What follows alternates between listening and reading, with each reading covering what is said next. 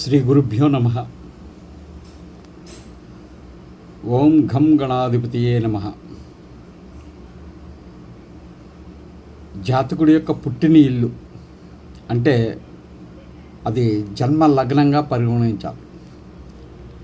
జన్మ లగ్నము అంటే పుట్టిన ఇల్లు అని. అక్కడి నుండి 8వ ఇల్లు, ఈ 8వ ఇంటి నుంచి మళ్ళా 8వ ఇల్లు, 3వ ఇల్లు, 8వ ఇల్లు, 3వ ఇల్లు అనే 2 ఇళ్లను దీర్ఘ ఆయుర్దాయ గృహాలు అని అంటాం.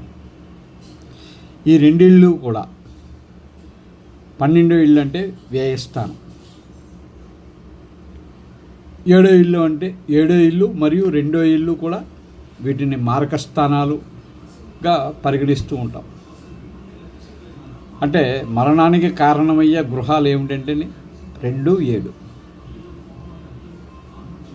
అర్థమైంది కదండి. జన్మలగ్నం అంటే పుట్టినిల్లు నుండి 8వ ఇల్లు మరియు 8వ ఇంటి నుంచి మళ్ళా 8వ ఇల్లు, 3వ ఇల్లు అవుతుందన్నమాట.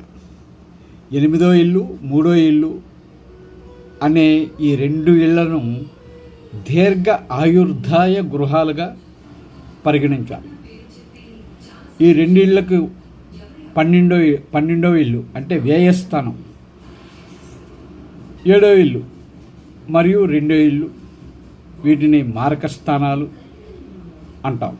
అంటే మరణానికి కారణమయ్యే గృహాలు అని పిలుస్తూ ఉంటాం. కాబట్టి ఈ విషయాలు గమనించండి. అంటే ప్రతి వ్యక్తి యొక్క జాతకంలో జన్మలగ్నం అంటే కనుక పుట్టినిల్లుగా పరిగణించాలి. జాతకుడు పుట్టినిల్లు ఏంటంటే అమ్మమ్మగారి ఇల్లు, తాతయ్య గారి ఇల్లు అని చెప్తారు చాలామంది.